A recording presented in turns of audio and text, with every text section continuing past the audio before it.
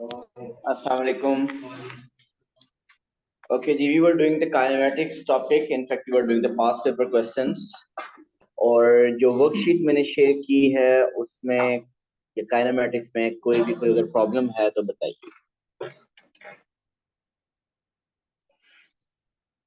जी sir, किधर कहाँ की है?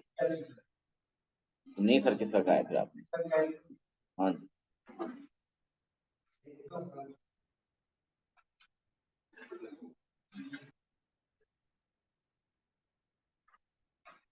देखिए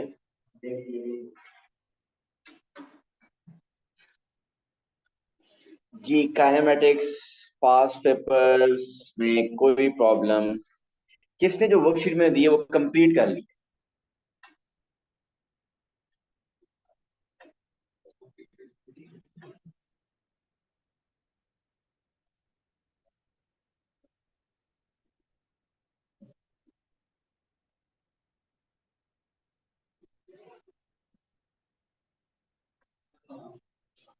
वालेकुम अस्सलाम। निशाम, आप कल किधर थे? हम्म, एकेडमी में था या नहीं था, क्या कहा? क्लास में नहीं थी। एक दिन अलियान आपको लेके जा रहा होता है स्ट्रेचर पे और एक दिन आप लेके जा रहे होते हो। झूठ नहीं बोल। नहीं, आपने बाकायदा इसका वीडियो बनाई है, इसका मतलब दाल में कुछ काला था पहले।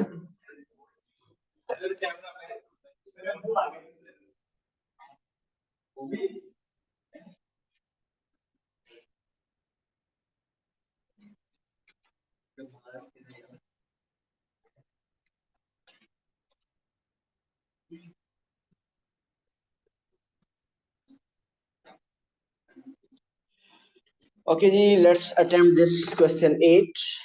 थोड़ी सी लाइट्स कम कर दें। Okay, question 8 is, you can see the speed time graph.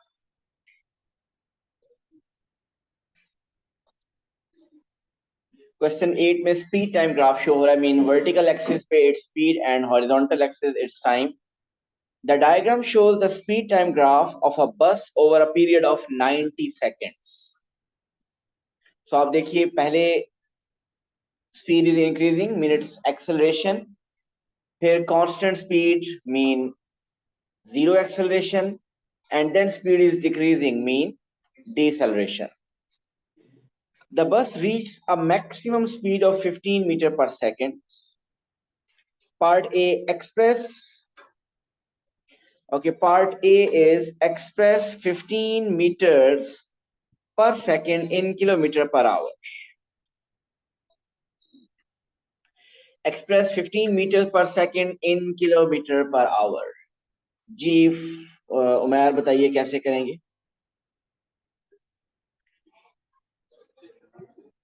Convert करेंगे, गुड हो गया। कैसे करेंगे? एक उमैर डिवाइड करेंगे किससे?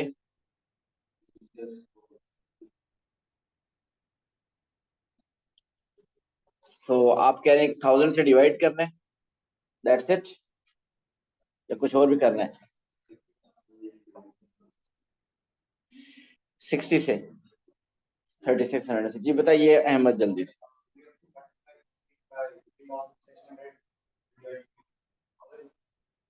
सो यस, तो 15 को मीटर पर सेकंड को हमने किलोमीटर पर आवर में अगर चेंज करना हो तो हम 3600 से मल्टीप्लाई और 1000 से हम डिवाइड करते हैं। So you will get the answer in kilometre per our. देखिए, ये हमने फर्स्ट डे किया था कि किलोमीटर पर आवर को जब आप मीटर पर सेकंड में चेंज करते हैं तो उसके लिए 1000 से मल्टीप्लाई करना होता है और 3600 से डिवाइड। बट अगर आपको रिवर्स करना हो मीटर पर सेकंड को किलोमीटर पर आवर में, सो रिवर्स मीन 3600 से आप मल्टीप्लाई कर देंगे और 1000 से डिवाइड। सो यहाँ पे हमने देखें 15 को 3600 से मल्टीप्लाई करना है और 1000 से डिवाइड। आलियान क्या आंसर आया?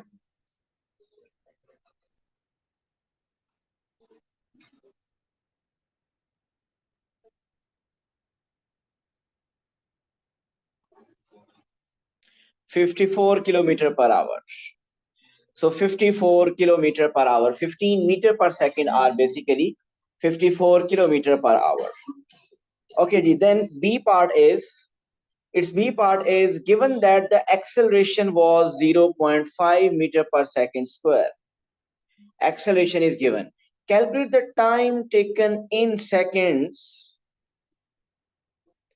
to reach its maximum speed. So आपको अगर ग्राफ पे में देखें, सो जब ये मैक्सिमम स्पीड पे पहुंच रहा है 15 पे, आपको ये बताना है कि मैक्सिमम स्पीड पे पहुंचने के लिए इसको कितना टाइम रिक्वायर्ड है।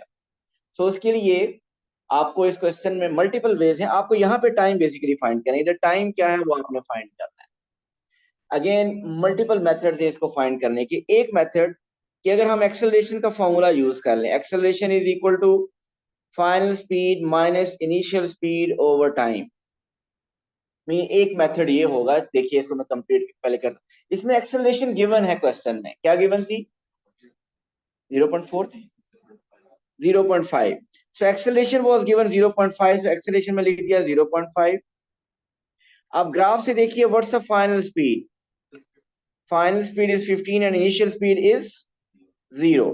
So final speed is 15, initial speed is 0, and we want to find the time interval. So t is equal to 15 divided by 0.5, which is 30. So इसका मतलब उसको मैक्सिमम स्पीड तक पहुंचने के लिए 30 सेकेंड्स रिक्वायर्ड है। सो एक ये फॉर्मूला है एक्सेलरेशन के थ्रू, और कोई और फॉर्मूला भी है। फॉर्मूला तो कोई और नहीं है, हमें ये बात पता है कि एक्सेलरेशन बेसिकली क्या होता है? ग्रेडियंट। ऐसे ही है ना, एक्सेलरेशन इज ग्रेडियंट। और एक्सेलरेशन कैसे फाइंड, ग्रेडियंट कैसे फाइंड करते हैं? राइज ओवर रन से भी कर सकते हैं। मीन अगर आप इसमें देखें, इसका एक्सेलरेशन है 0.5 and what is rise? Rise है 15 और रन, और यही रन बेसिकली मीन हमने टी टाइम फाइंड करना है। इसको एक्स कर लें या डायरेक्ट टी कर लें। So acceleration is 0.5, rise is 15 and run is T, या एक्स कह लें। सो अगेन यहां से टी आपके पास क्या आ जाएगा? 30 second. So the time interval to reach its maximum speed is 30 seconds. जी क्लियर है सबको? इसका सी पार्ट देखते हैं। Its C part is the total distance traveled during the 90 seconds was 750 meters. Total distance traveled during the 90 seconds was 750 meters. Calculate the length of time that the bus was traveling at its maximum speed. जी हम आज बता सकते हैं कैसे करना।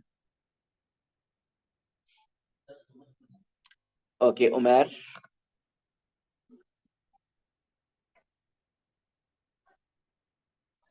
Hisham. Aliyan. बेटा घर ही सो जाते, इतनी मेहनत करके आए यहाँ पे आके सोने के लिए, इतना फ्यूल वेस्ट किया होगा आपने। जी जी बताइए। एरिया का हमने टाइम निकालना है जो हॉरिजॉन्टल एरिया है, जब पे जारी होती है। जी बिल्कुल ऐसे देखिए, मेजोरिटी कुछ मैं देख रहा हूँ, कुछ लोग सिर्फ देख रहे हैं कि क्या हो रहा है, कोशिश कुछ भी नहीं करेंगे कि जो किया जा रहा है वो खुद अगर ट्राई करें तो कैसे होगा, बस देख ही जा रहे हैं क्या हो रहा है। सो प्लीज थोड़ा कंसंट्रेट करें। कौन सा आपका okay? The total distance travelled, सुनिएगा दोबारा, यहाँ पे गिवन क्या है? Total distance travelled for the 90 seconds. So total distance given है 750 मीटर। आपसे पूछ रहा है calculate the length of time, वो टाइम इंटरवल बताना है for that the bus was traveling at its maximum speed. अगर आप देखिए तो मैक्सिमम स्पीड पे जो बस ट्रेवल कर रही है वो ये है। आपको ये टॉप पे 15, आपको ये टाइम बताना है कि कितना है, कि ये यहां से सपोज वो स्टार्ट हो रहा है यहां से लेकर यहां तक, आपको ये टाइम बताना है, ये टाइम इंटरवल बताना है जिसके लिए the bus was travelling at its maximum speed. जी बताइए। देखिए देखिए हयान, इसका टाइम हमने कैसे एक्सेलरेशन का फाइंड कर लिया था, क्योंकि एक्सेलरेशन गिवन थी। आप ये टाइम कैसे फाइंड करेंगे? आपको तो टाइम एक्सेलरेशन या डिसेलरेशन गिवन तो नहीं है ना। जी बताइए। जी इस क्वेश्चन में आपको डिस्टेंस ट्रेवल गिवन है। अगर डिस्टेंस ट्रेवल गिवन है इसका मतलब कि आपके पास एरिया गिवन है। सो अगर आपको एरिया गिवन है इसका मतलब ये जो शेप है फुल, ये कौन सी शेप बन रही है? ये एक ट्रेपीजियम बन रही है। आपको इस ट्रेपीजियम का एरिया गिवन है, और वो एरिया कितना है? 750। एरिया का फॉर्मूला क्या होता है? Half sum of parallel sides. आपको एक पैरेलल साइड पता है 90, और दूसरी पैरेलल साइड बेसिकली आपको फाइंड करनी है। तो सेकंड पैरेलल साइड आपको फाइंड करनी है, और हाइट क्या है? It is 15। So I hope कि ये समझ आ गया कि कैसे हमने करना है। So let's do that. Area equal होता है half P1 plus P2 into height. अब इस क्वेश्चन में distance travel was given, mean area of trapezium was given 750. What are the parallel sides? ये जो पैरेलल साइड है ये आपके पास गिवन है, दिस इज 90, और दूसरी ये वाली जो पैरेलल साइड है ये वो पैरेलल साइड है, बेसिकली वो लेंथ ऑफ टाइम है जिसमें the bus was travelling eight its maximum speed, और यही हमने फाइंड करना है टाइम इंटरवल। इसको आप x कर दें। And what's the height distance between two parallel sides? 15। सो इस इक्वेशन को सॉल्व करें और बताइए x। सब सॉल्व करें, जिससे पूछूंगा वो बताएं।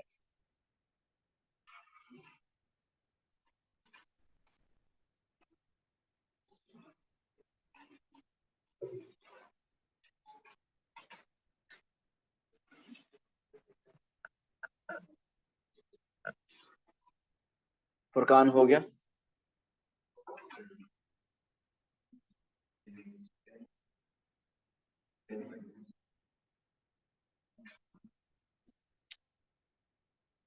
दोबारा करें।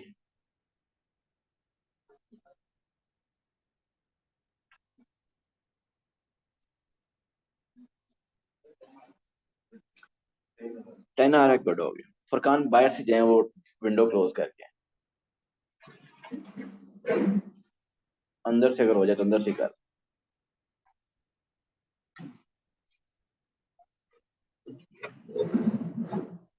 सो यहां से जब आपने कैलकुलेशन की, we got the value of x as 10।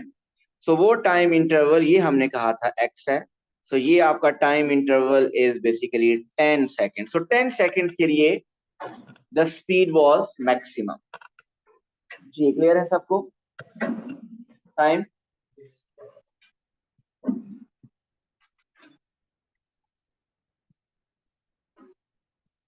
Okay, here is another question. This is, चाहे कोई मुश्किल करते हैं तो हो ही जाएगा।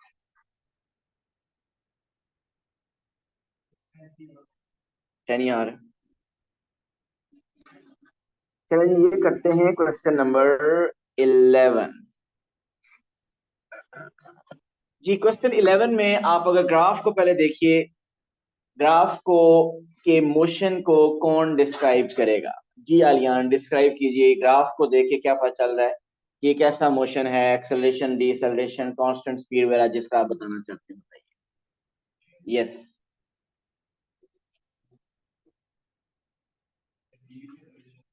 सो फर्स्ट 200 सेकंड में इट इज डिसेलरेशन, और स्पीड 8 से कम होके कितनी हो रही है 200 सेकंड में?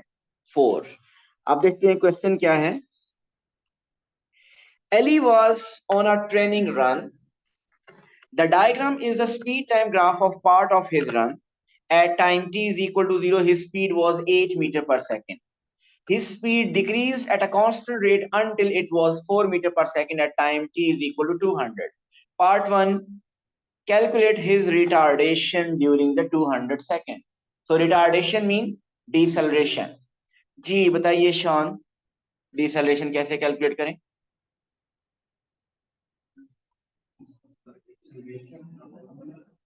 हाँ जी, क्या है फॉर्मूला? एक्सेलरेशन का फॉर्मूला था v minus U over T. So ये एक्सेलरेशन ही बेसिकली रिटार्डेशन है. इसका आंसर आपका नेगेटिव आएगा. फाइनल स्पीड क्या है? अगर आप डायग्राम दोबारा देखिए, सो फाइनल स्पीड 0 नहीं है, final speed is 4. Final speed आपकी 4 बन रही है और इनिशियल स्पीड क्या थी? 8. और टाइम इज, सो एक्सेलरेशन आ जाएगी -4/200. चेक कीजिए. एक -0.02 बोला या 485 बोला है? Acceleration is -0.02. So what is the retardation या deceleration? So जब deceleration लिखेंगे तो हम माइनस को इग्नोर करके सिंपली हम लिखेंगे deceleration या retardation is 0.02. Deceleration itself आपको वो शो करे कि वो कम हो रही है, तो -7 लिखने की जरूरत नहीं है. तो हो सकता है गलती से नंबर काट दो, नहीं कटना चाहिए वैसे. अच्छा जी, बी पार्ट. ओके जी, B part is the distance he ran during the 200 second. अब हमने फाइंड करना है distance he ran during 200 second. बताइए Haris. Area under the graph से हम डिस्टेंस फाइंड करते हैं. सो जल्दी से सब फाइंड कीजिए. नो शेयरिंग नो केयरिंग, खुद करें. डिस्टेंस फाइंड कीजिए फर्स्ट 200 सेकेंड में जो उसने ट्रेवल किया. वेट प्लीज, बोलेंगे नहीं.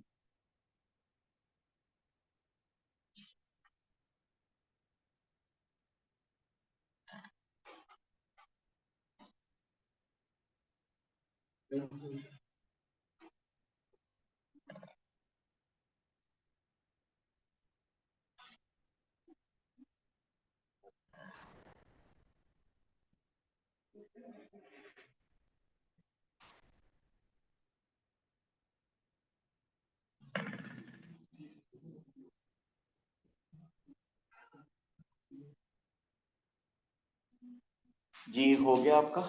लास्ट नाम क्या आपका है? अम्मार. सॉरी मैं भूल जाता हूँ आपका नाम. कर चुके हैं आप? अमार करना कैसे, आप कर क्या रहे हैं ये बता दें. ट्रिपीजियम का एरिया फाइंड करना है और ये जो ट्रिपीजियम है वो कुछ ऐसी बन रही है.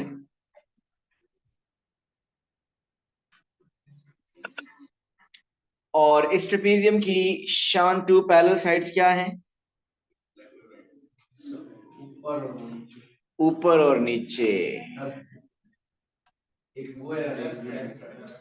ये पैरेलल पैरेलल साइड्स क्या होती हैं शान? पैरेलल लाइंस क्या होती हैं? जो जहन में आता है बता दे, इस क्वेश्चन को छोड़ दें अभी. पैरेलल लाइंस क्या होती हैं? ऑपोजिट. सो ऑपोजिट ये भी है, ये दोनों भी ऑपोजिट हैं. अगर देखा जाए ये दोनों ऑपोजिट हैं और ये दोनों भी ऑपोजिट हैं. सो कैसे आपने डिसाइड किया कि रेड वाली ऑपोजिट ज्यादा बेहतर है? आपने रेड वाली कही है कि ये पैरेलल है. सो पैरेलल क्या होती हैं जो ऑपोजिट होती हैं? सर ऐसी लाइन जो किसी एक पॉइंट पे पेनिट्रेट नहीं करती, कभी लाइक चलती है. ये पैरेलल लाइंस अगर उनको जितना मर्जी आप एक्सटेंड करें, they will never meet each other, they will never cross. आप बताइए कौन सा पेयर ऑफ ऑपोजिट साइड है जो क्रॉस नहीं करेगा? जो आपने बताया है उसको अगर मैं थोड़ा सा इधर से एक्सटेंड करूं, इधर से इसको एक्सटेंड करूं, तो ये तो क्रॉस करेंगे थोड़ी देर के बाद. सो ये पैरेलल नहीं है. So parallel sides are these two parallel sides. So ये हैं पैरेलल साइड्स. ओके. सो आपने अब इसका एरिया कैलकुलेट कर लिया, बताइए क्या एरिया का आंसर आया, हाफ P1। बताइए सम ऑफ पैरेलल साइड, एक पैरेलल साइड 8 है और दूसरी 4, और हाइट क्या होती है, distance between two parallel sides, और वो है 200। So the area is 120, 1200, 1200। Area is 1200 mean distance travelled is 1200 metre. जी बिल्कुल भी इजी था ये पार्ट 1 और 2। अब आगे देखिएगा please. Okay, B part is, जी सामने प्लीज देखिएगा, B part, sorry C part. Part 1 हम ए और बी कर चुके हैं। Part C is calculate his speed at time is equal to 150, calculate his speed at t is equal to 150। जी फजर बताइए।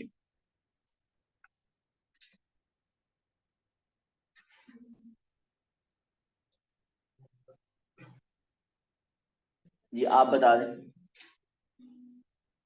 फाइंड करें कुछ कैलकुलेट। जी मैं भी बता रहा हूँ, कैलकुलेट करनी है स्पीड एट टाइम 150। एवरेज नहीं है ना, एवरेज तो speed at time is equal to 150। 150 पे स्पीड कितनी है वो बता दें।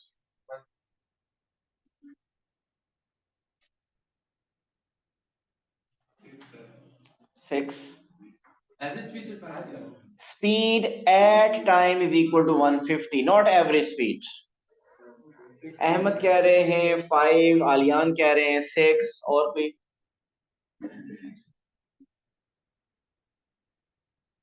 थोड़ा सोचें, हो जाएगा, मुश्किल नहीं।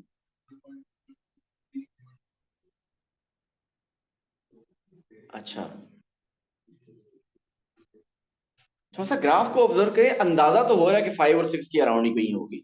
वैसे एक्यूरेट पता चल रही है, लेकिन आप लोग पता है कहाँ से कैलकुलेशन कर, 6 है, 5.5 फाइनल। हाँ जी, स्केल पे नहीं है, नॉट टू स्केल है, ऐसी है।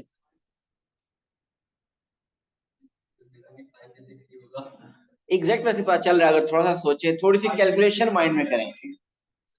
5 है, चलें जी, बिल्कुल ठीक कह रहे हैं, 5 है, पता चल रहा है 5 है। देखिए आप 8 से स्पीड 4 तक यूनिफॉर्मली डिक्रीज हो रही है ना। अग, अगर ये यूनिफॉर्मली, सुनिएगा प्लीज, अगर ये यूनिफॉर्मली डिक्रीज हो रही है तो मिडिल में टाइम अगर 100 हो, मैं अभी पहले मेंटली बता रहा हूं, अगर मिडिल में टाइम 100 है तो मिडिल पे स्पीड कितनी होगी, सो टाइम 100 पे स्पीड होगी 6। अब क्योंकि वी नो कि स्पीड इज यूनिफॉर्मली डिक्रीज, ऐसा ही है ना, एक्सेलरेशन कांस्टेंट है। सो 0 से 200 के दरमियान डिक्रीज है तो 100 पे स्पीड उसकी बिल्कुल मिडिल में होगी। अब अगर इस तरीके से अगर करना चाहें तो बताइए 50 पे स्पीड कितनी होगी, एग्जैक्टली उनके मिडिल में वो स्पीड क्या होगी, वो 7 होगी। और अगर फर्दर अगर आप देखें 150 पे कितनी होगी, सो वो 4 और 6 की एग्जैक्टली मिडिल में होगी, और वो स्पीड क्या होगी, 5 होगी। तो ये मेंटली हमें से आइडिया हो रहा है कि 150 पे इसकी स्पीड क्या होगी, 5 होगी। लेकिन जी इसमें उसने कैलकुलेट करने के लिए क्या, तो कैलकुलेशंस कुछ शो करनी चाहिए, ठीक है। सो इसमें क्या कैलकुलेशंस पॉसिबल हैं। अच्छा, इसमें एक मिस्टेक पहले बता देता हूँ। आप में से अक्सर लोग इस क्वेश्चन पे रेशियो मेथड लगाते हैं। रेशियो मेथड लगाने का क्या मतलब है, वो कहते हैं कि टाइम 4 पे, सॉरी टाइम 200 पे स्पीड अगर उसकी 4 थी, अगर टाइम 200 पे स्पीड 4 है तो टाइम 150 पे उसकी स्पीड क्या होगी, x। इज दिस करेक्ट, वो क्यों, क्योंकि मैंने कहा मिस्टेक है, और कोई रीजन भी है इसके अलावा। ये तो आपको मैंने आप बताया तो आप इसे माइंड में आ गया, यार इससे इजी मैथड ही कोई नहीं था। कैलकुलेट करें क्या आती है, 3 आएगी, तो गलत हो गया ना। सो ये रेशियो मेथड जो आप लगाते हैं ये कब अप्लाई होता है, जब क्वांटिटीज में रिलेशन डायरेक्ट हो, डायरेक्टली प्रोपोर्शनल हो। डायरेक्टली प्रोपोर्शनल कौन सी क्वांटिटीज होती हैं, वो क्वांटिटीज जो अगर एक क्वांटिटी इंक्रीज करें तो दूसरी भी इंक्रीज हो, या अगर एक डिक्रीज हो रही है तो दूसरी भी डिक्रीज हो। ऐसा ही है ना। मीन अगर एक क्वांटिटी के इंक्रीज होने से दूसरी भी इंक्रीज हो जाए तो वो डायरेक्ट रिलेशन है, या अगर एक डिक्रीज हो तो दूसरी भी डिक्रीज हो जाए तो भी डायरेक्ट रिलेशन है। क्या इसमें डायरेक्ट रिलेशन है? नहीं है, क्योंकि इसमें टाइम के इंक्रीज होने के साथ स्पीड क्या हो रही है? डिक्रीज हो रही है। तो एक कंडीशन, अगर आप डायरेक्ट आप ये रिलेशन यूज करना चाहते हैं, कि रेशियो मेथड यूज करना चाहते हैं, तो उसके लिए टू कंडीशन है। एक कंडीशन के आपकी क्वांटिटीज क्या होनी चाहिए? Directly proportional. और दूसरी कंडीशन क्या है? दूसरी कंडीशन ये है कि उन क्वांटिटीज का जो ग्राफ है, फिर इसका मतलब राइज होना चाहिए। उनका जो ग्राफ होना चाहिए वो 0 0 से स्टार्ट होना चाहिए हमेशा। 0 0 से मीन टाइम 0 पे स्पीड 0 0, तो उसकी उस केस पे आप अप्लाई कर सकते हैं रेशियो मेथड। लेकिन यहाँ पे तो अप्लाई नहीं होता इसको। फिर आप अगर कैलकुलेशन के थ्रू अगर करना होता तो कैसे करते? एक तो मेंटली आप लोगों ने समझ लिया, मेरा ख्याल है वो ज्यादा इजी था। लेकिन अगर कैलकुलेशन करना चाहें हम, टाइम 150 पे, इस टाइम 150 पे हम फाइंड करना चाह रहे हैं स्पीड। ओके, आप ऐसा कीजिए, इस ग्राफ को ऑब्जर्व कीजिए टिल दैट पॉइंट। इतना ऑब्जर्व करें। आप बताइए, एक्सेलरेशन इज इक्वल टू क्या है? v minus U over T. आपको इस क्वेश्चन में एक्सेलरेशन पता है ना? आपको क्या है? क्या है एक्सेलरेशन?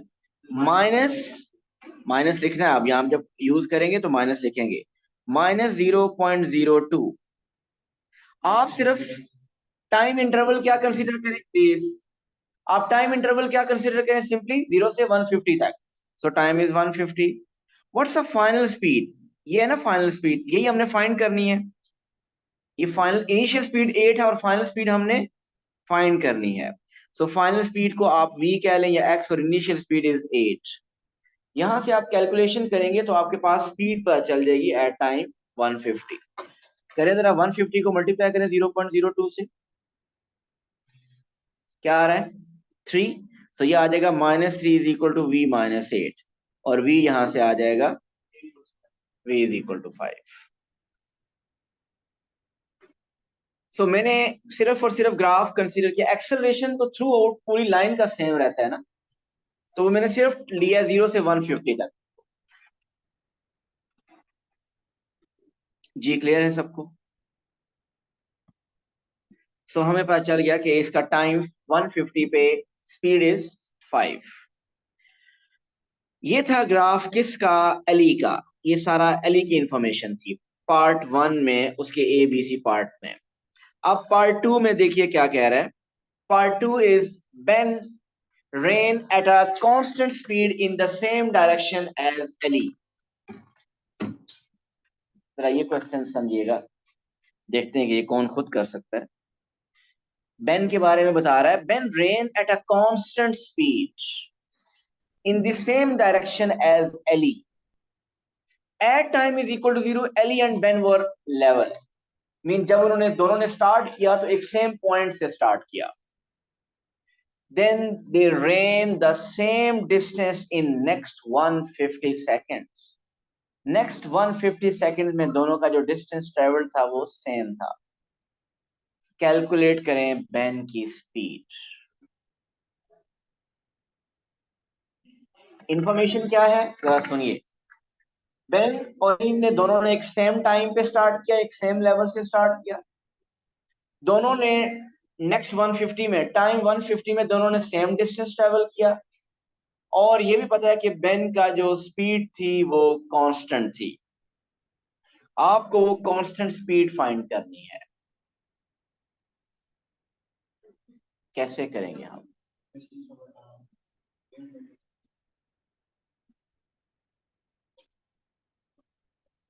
एट को मल्टी, ओके चलें, बहरहाल कोई और पहले बताइए। ये जो आपका फॉर्मूला नहीं एवरेज स्पीड का होता है, खैर आपने कांस्टेंट स्पीड भी लगाया है। They ran the same distance in 150 seconds. ये जरा क्वेश्चन देखिए। They ran the same distance in 150 seconds. 200 के बारे में बात नहीं कर रहा। 150 सेकंड में उनका डिस्टेंस ट्रेवल सेम था। ग्राफ में दिखाता हूँ। सो अगर मैं कहता हूं कि ये है 150, सो 150 तक जो डिस्टेंस ट्रेवल्ड बाय एली है और 150 तक जो डिस्टेंस ट्रेवल्ड बाय बेन है, वो दोनों क्या है? वो सेम है। आप ऐसा करें, एली का डिस्टेंस फाइंड कर लें पहले। एली का डिस्टेंस ट्रेवल्ड 150 में कैसे फाइंड करेंगे? By using area of trapezium. So Ellie के लिए, एली का तो हम कैलकुलेट कर सकते हैं ना, उसका एरिया है half sum of parallel side. एक पैरेलल साइड 8 है और दूसरी 5, अभी फाइंड किया 5। 150 पे उसकी स्पीड 5 थी और हाइट कितनी है? 150। देखिए एली का डिस्टेंस ट्रेवल कितना आ रहा है? 3000। कम होना चाहिए।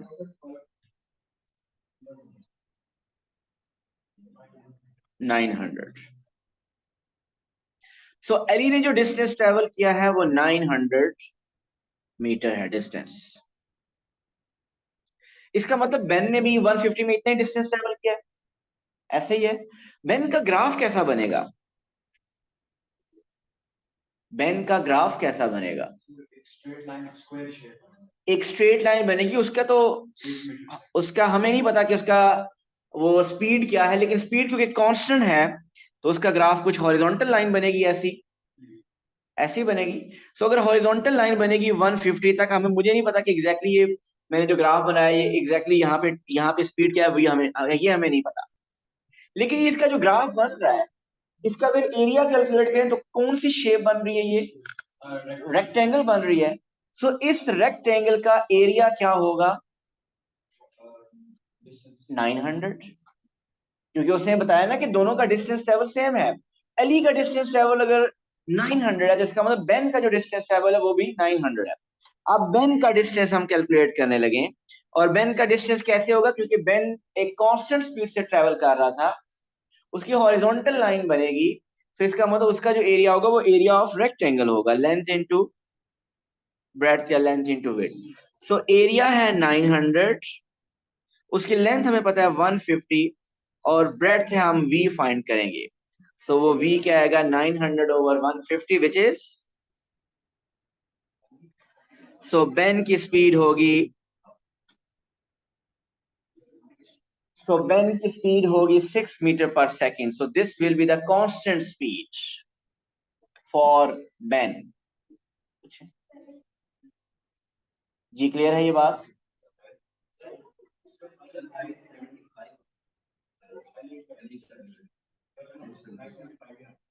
वो 975 आ रहा है। तो 975 के मुताबिक मुझे लगता है किसी ने 6 आंसर बताया है।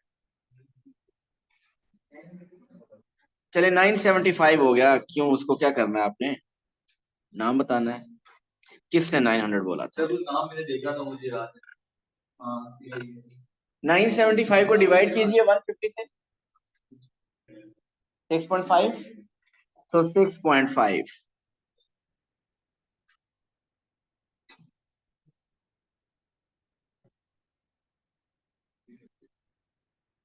सो करेक्शन कर लीजिए, वो जो डिस्टेंस ट्रेवल था वो 975 था, 900 नहीं था। सो उसके मुताबिक अब आपका आंसर बन रहा है 6.5। वो ये यस। सो प्लीज आप देखें, इतना इजी क्वेश्चन नहीं है, कुछ क्वेश्चन बड़े ट्रिकी आते हैं, अगर आप प्रैक्टिस नहीं करेंगे तो टॉपिक बहुत मुश्किल बन जाए। Thank you so much. Allah Allah.